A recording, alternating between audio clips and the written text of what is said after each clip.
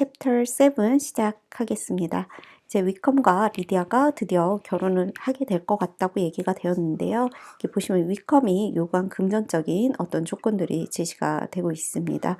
일단 보면은요, 리디아의 그 by settlement, 그 결혼을 하게 되는 조건으로 결혼에 의해서 어떤 조건이 되어야 되냐면, 이 5,000 pounds가 동등하게 equal share를 받을 수 있게 해달라. 언제? 그 미스터 베넷과 미세스 베넷이 죽고 나면은 동등하게 이 돈을 나눠달라는 얘기를 합니다. 그러니까 딸이 5명이잖아요. 5명이니까 5,000 파운드를 동등하게 나누려니까 한 명당 뭐 1억 정도? 우리가 1,000 파운드를 어제 이제 위컴이 1,000 파운드 이상 빚을 졌다고 해서 제가 찾아봤을 때 한 1억 2천 정도 했잖아요. 저는 이제 설명하기 쉽게 그냥 1,000 파운드를 1억으로 놓고 얘기를 할게요. 그러면 뭐 한 1억 정도 가게 되고요. 여기 보시면은 살아있는 during your life, 살아있는 동안에는 얼마를 달라? 100 pounds per annum 이라고 해서 1년에 약 1,000만 원 정도를 계속해서 공급을 해달라는 이야기를 하고 있습니다. 와우. 이제 보시면은요, 이 세틀먼트 잠깐 볼게요. 이 세틀먼트 같은 경우에는 앞에서도 한번 나왔는데, 이 세틀 자체가 오리진이 이렇게 앉는 거, 앉게 하다, 장소 뭐 이렇게 나오는데, 재밌죠? 그러면 결혼이라는 것 자체를 이렇게 앉는 거, 한 자리에 이렇게 정착하는 거, 그렇게 봤다고 보시면 되고요. 이 당시에 결혼이라는 거, 이제 특히 이제 부자들이 upper class, wealthy class가 이렇게 결혼을 할 때는요, 이 legally binding을 한대요. 그러니까 법적으로 이렇게 엮어질 때는 이게 어떻게 하게 되냐면, 일단은 신랑은 저리라고 하는 이 지참금을 받게 돼 있어요. 지참금을 받으면 어떤 게 이제 establish 설정이 되냐면 부인은 결혼해서 결혼 생활 동안 그 personal spending 얼마 정도의 그런 개인적인 돈을 받을 수 있는지 지급받을 수 있는지가 나오고요. 그 다음에 what the wife will receive if left with. 그 다음에 부인이 죽고 나서 이제 미망인이 되었을 때 이 미망인인 부인에게 얼마가 또 갈 수 있는지 상속받을 수 있는지 부인으로서 그 다음에 how much money would eventually go to the children 그리고 아이들한테는 얼마가 갈지 이런 것들이 이제 결혼을 할 때 미리 법적으로 이렇게 설정을 하고서 변호사 이름이 나오죠. 뒤쪽에 보면은 하고서 이렇게 결혼을 했다고 해요. 그래서 굉장히 조금 보면 어떤 비즈니스 같은 느낌이 들죠. 돈으로 이렇게 얘기를 하고 뭐 그러는데 저는 또 요즘 결혼도 사실 마찬가지인 것 같기도 해요.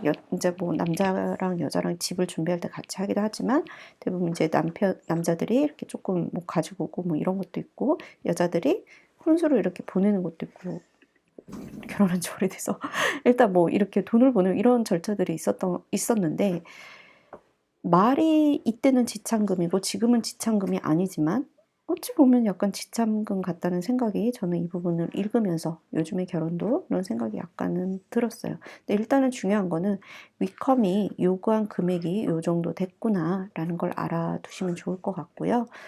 그랬더니 아빠가 뭐라고 하냐면 위컴 is a fool. 걔 진짜 바보다. 만약에 얘가 he takes a parting less than 10,000 pounds. 얘가 만약에 10억에서 a parting이라도 조금 받는다면 less. 이거보다 10억에서 parting보다도 조금 받는다면 얘가 바보야. 즉, 야, 한 1,000파운드 정도, 1,000이 아니죠. 10,000파운드 정도는 받아야지. 뭐 이런 얘기를 하고 있는 거예요.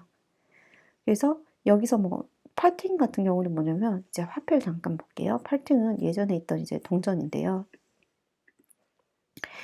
가장 작은 동전이죠. 우리로 치면 뭐 10원짜리 정도 될 것 같아요. 그래서 이 4개의 팔팅이 모이면 1펜스가 되는 거예요. 1펜스는 페니, 뭐 이렇게 페니스라고 보시면 되는데 이 펜스가 12개가 모이면 또 실링이 돼요. 그 다음에 실링이 20개가 모이면 파운드가 돼요. 근데 이제 지금은 1파운드는 100펜스인데 당시에는 20실링이 모이면 1파운드였다라고 보시면 되고요. 이게 재밌는 게 여기 12펜스가 1실링이잖아요. 지금으로 생각하면은 뭐 15 이런 단위가 더 딱딱 떨어지는 것 같은데 당시에는 여기 보시면 1971년 십진법 화폐가 도입되기 전에는 6펜스, 12펜스 이런 게 바로 기본 단위였어요. 그래서 뒤에서 이제 앞부분에서 펄팅이라고 하면 10원 정도 가장 작은 동전 생각하시면 되는데 얘가 약 10억에서 11억 정도? 여기서 10원이라도 less 덜 받으면 이렇게 덜 택하게 된다면 얘는 바보야 진짜. 딱 이 정도는 받아야지 뭐 이러는 거예요. I should be sorry to think so ill of it. 내가 얘에 대해서 나쁘게 생각하는 게 좀 유감이지만 in the very beginning of our relationships 우리의 그 관계가 맺어지는 이 첫 부분부터 위컴에 대해서 너무 나쁘게 생각하는 건 미안하지만 얘가 이 정도 돈도 안 받고 리디아랑 결혼을 해? 얘 진짜 바보다. 뭐 이렇게 얘기를 하고 있죠. If he were ever able to learn what Wickham's steps had been. 이제 이 부분은 뭐냐면 엘리자베스가 위컴의 빚이 얼마인지 알았다면은 그 자기 동생과 위컴에 있어서 이제 얼마의 돈이 들어간지 알 수 있을 거다. 뭐 이런 얘기를 하는데 We shall exactly know what Mr. Gardner has done for them. 이라고 해서 이제 그 가드너 삼촌이 진짜 돈을 얼마를 해줬길래 위컴이 겨우 이 정도 받고 결혼을 하지? 뭐 이런 얘기가 지금 오가고 있는 거예요. 그러니까 우리가 생각하기에는 제가 생각하기에는 이런 돈을 요구해 뭐 이것도 되게 기분이 나쁜데 이 가족들 입장에서는 지금 리디아를 데리고 갔잖아요. 거의 인질이나 다름이 없는 것 같은 느낌이 들어요. 그쵸. 리디아는 지금 위컴과 결혼을 안 하면 큰일 나거든요. 이 여자 인생에 있어서는. 그렇기 때문에 아빠가 봤을 때는 이 정도 불러도 자기들이 뭐 어찌할 수 없는 그런 상황인 거죠. 그리고 이제 엘리자베스가 생각하기로 위컴이 그 정도 받고 이 정도 받고 결혼할 리가 없다. 더 받았을 거고 더 받았다면 미스터 가드너가 자기의 외삼촌이 이걸 돈을 해결해 줬을 거라고 이제 생각을 하고 있죠. 그러면서 정확히 빚이 얼마인지 안다면 얘가 얼만큼 해줬는지 알 수 있을 텐데 라고 하면서 Wickham has not sixpence of his own. 걔는 뭐 sixpence도 없는 애니까 이런 얘기를 해요. 그래서 이어서 보면은 이제 우리가 십진법이 들어오기 전에는 뭐 6펜스, 12펜스 이런 게 기본 단위였잖아요. 그래서 여기서 말하는 6펜스 같은 경우는 우리로 치면 뭐 500원 이런 정도로 볼 수 있을 거예요. 걔 500원도 없는 애야. 뭐 이렇게 볼 수 있고요. 이제 제가 여기 6펜스 잠깐 보면 이렇게 생긴 동전입니다. 이 6펜스 보니까 저는 이제 달과 6펜스라는 책이 생각이 났고 너무 좋은 책이라서 이렇게 잠깐 소개를 드릴게요. 이 달과 6펜스는 1919년이었을 거예요. 이제 서머스 몸이라는 작가가 이렇게 쓴 책인데 이 제목이 사실 이 작품 안에서 직접적으로 언급이 되진 않아요. 이제 고갱의 삶에서 이 작가가 모티브를 얻어서 이제 어떤 중년의 남자가 온 가족을 버리고 화가가 되겠다고 이렇게 집을 나서는 장면, 집을 나서는 게 이제 주된 내용이고 이 남자가 고갱이 그랬던 것처럼 타이티 섬에 가서 이제 원주민과 결혼을 하고 이제 거기서 그림을 그리고 뭐 그런 얘기인데요. 일단은 인간의 굴레에 대해서라고 이제 서머스 몬이 1915년에 책을 썼는데 이 책에 대해서 평론에서 달을 동경하기에 바빠 발밑에 떨어진 뉴펜스도 보지 못한 사람이라는 이런 평론을 하게 됩니다. 그래서 서머스 몸이 이 논평을 보고서 달과 뉴펜스에 굉장히 영감을 받은 거예요. 그래서 제목을 달과 뉴펜스라고 했는데 책 내용과 굉장히 잘 맞아 떨어지는 제목이에요. 그래서 시간 나시는 분들은 한번 읽어보셔도 좋을 고전인데 이렇게 재밌어? 그 첫 한 5분의 1 앞부분 50페이지만 넘기면 뒷부분은 굉장히 재밌거든요. 그래서 추천을 드립니다. 일단 이렇게 해서 저는 이거 보면서 현대인들은 발밑에 떨어진 6펜스 돈을 버느라고 달을 볼 수가 없죠. 예, 잠깐 생각이 났고요. 이제 보시면은 저는 또 이제 리디아와 위컴의 결혼에 대해서 이 미스터 위컴과 이제 다른 가족들이 보이는 반응이 또 재미있더라고요. 그래서 살짝 비교를 해보면 미스터 베넷 제가 앞에서도 실수했던데 이 미스터 베넷은 뭐라고 하냐면 편지를 받았는데 제인과 엘리자베스가 무슨 일이에요? 무슨 내용이에요? 라고 막 물어보니까 What is there of good to be expected? 되게 기대될 게 뭐가 있겠니? 좋을 게 뭐가 있겠니? 라는 말을 해요. 결국 이 미스터 베넷 입장에서는 리디아가 결혼을 하는 것도 리디아가 사라진 것도 위컴 같은 애를 만나는 것도 어찌 됐건 좋은 일은 단 하나도 없다는 게 미스터 베넷의 생각이고요. 그다음에 이제 편지를 이렇게 주는 장면이 나오고 이제 또 뒤에서 보시면은요.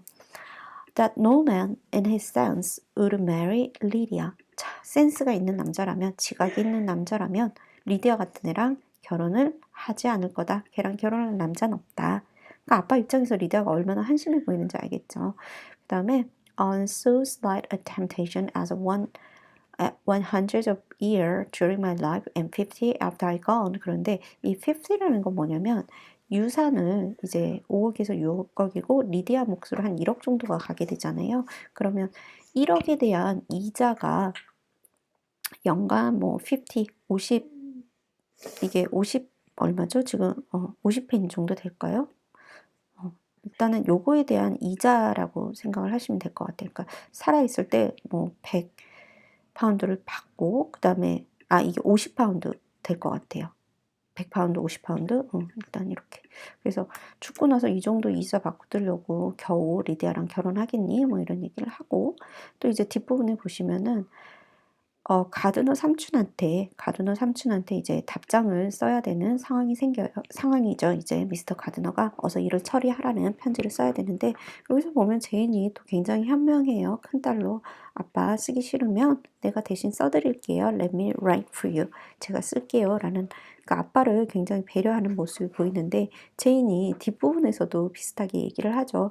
엄마한테 아빠가 좀 침착해질 때까지 기다리자 뭐 이런 얘기를 하는 장면이 나오는데 우리 제인 또 굉장히 큰딸 같은 면모를 이 챕터에서 보여주고 있는 것 같아요. 그러면서 아빠는 또 뭐라고 하냐면 자기 진짜 편지 쓰기 싫다는 거죠. 즉 이 결혼을 승낙하고 싶지 않은 이 아빠의 마음이 또 드러난다고 볼 수 있습니다. 그리고 이제 또 하나 재밌는 장면이 이 제인과 엘리자베스죠. 제인은 그래도 결혼을 하게 돼서 기쁘다 뭐 이런 얘기가 나오고 엘리자베스는 세상에 어떻게 이런 결혼을 축하해야 되느냐 굉장히 싫어하는 장면이 나와요. 그러면서 이제 제인은 뭐라고 하냐면 We must endeavor to forget. 우리는 잊으려고 굉장히 노력을 해야 된다. All that has passed on either side. 양쪽에 있었던 일, 모든 일을 잊으려고 노력을 하자라고 얘기를 해요. I hope and trust they will yet be happy. 걔네가 그래도 굉장히 행복할 거야. He's consenting to marry her. 그녀랑 그래도 위컴이 결혼을 하려고 하는 거, 리디아랑 그래도 위컴이 결혼을 하려고 하는 거 보면 증거가 아니겠니? 뭐 이런 얘기가 나옵니다. 정말 어떡하지, 제인? 리디아랑 결혼하려는 거 보니까 그래도 우리 위컴이 꽤 착한 것 같다는 얘기죠. 그리고 I believe, 나는 믿을래. He's come to a right way of thinking. 그래도 이제 얘가 생각을 잘 하게 된 것 같아. 뭐 이런 얘기를 하면서 Their mutual affection will steady them. 걔네 둘이 서로 사랑하는 마음이 서로를 단단하게 해줄 거야. 이러면서 I flatter myself that will settle so quickly. 플래터를 하면 꼬시는 거잖아요. 그래도 나 자신한테 이렇게 좋게 얘기를 할래. 그냥 좋게 생각할래. 뭐 이런 게 I flatter myself로 해석될 수 있을 것 같아요. 자, 걔네가 그래도 빨리 정착하고 결혼할 수 있을 거라고 생각할래. 그걸로 기뻐할래. Live in so rational manner. 그리고 어떻게 살 거다? 굉장히 이렇게 잘 살 거다. Rational, 논리적으로, 지각적으로 잘 살 거야. As may in time make their past imprudent forgotten. 무분별했던 경솔했던 지난 과거를 잊을 만큼 forgotten 잊혀질 만큼 잘 살 거야 라고 하면서 제인이 또 이제 이 사건을 바라보는 어떤 뷰가 나오고 있죠. 그나마 다행 그러면서 이제 얘는 그래도 잘 살겠지 우리 다 나쁜 건 잊자라고 하는데 엘리자베스는 Their conduct has been such 지금까지 걔네가 했던 행각은 as neither you nor I nor anybody 너, 언니, 나 그리고 그 누구에게서도 can ever forget 절대 잊어질 수 없다는 얘기가 나오고 있습니다. It is useless to think of it. 말해서 뭐 하겠어? useless to talk of it. 말해서 뭐 하겠어? 라는 얘기를 합니다. 그래서 지금 보시면은요. 뒷부분에서 미세스 베넷도 굉장히 기뻐하죠. 굉장히 뭐 우리가 우리 리디아가 세상에 16살 때 결혼을 했어 라는 거 보면은요. 이 당시에는 16살에 결혼하는 게 물론 법적으로 잘 이렇게 이런 영국 내에서 허락이 되지는 않지만 잘 되진 않지만 보시면은 세상에 16살밖에 안 됐는데 결혼을 했어. 우리로 지금 뭐 5살밖에 안 됐는데 한글을 읽었어. 뭐 이런 느낌? 그래서 she'll be married at 16이라고 해서 제인이랑 위에 언니가 넷이나 있는데 제일 어린 우리 리디아가 그 어린 나이에 결혼을 해냈잖니 뭐 이런 느낌이 납니다. 그래서 이제 뒷부분은 어려운 구절은 없어요. 그냥 너무나 이 미세스 베넷이 기뻐하면서 이 하녀한테 my dear Hill 아마 수석 하인 정도 될 것 같아요. 자기가 a ball of punch를 이렇게 주겠다. 그녀의 우리 리디아의 결혼을 make merry 축하하면서 기뻐하면서 우리 이거 먹자라고 얘기를 해요.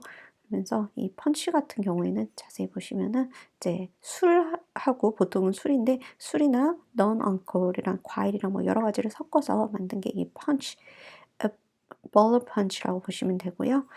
일단은 제가 여기로 돌아가서 중요한 건 뭐냐면 이 미세스 베넷도 그렇고요. 메리랑 키트도 굉장히 이제 뭐 환호를 지르고 뭐 이런 장면이 나오는데 위컴이 정말 그런 되게 도박빚도 있고 그런 애지만 그래도 리디아가 결혼을 안 하는 것보다 굉장히 좋은 일입니다. 그래서 당시 결혼이 가진 의미가 뭐였는지 이렇게 여실히 드러나고 있고요.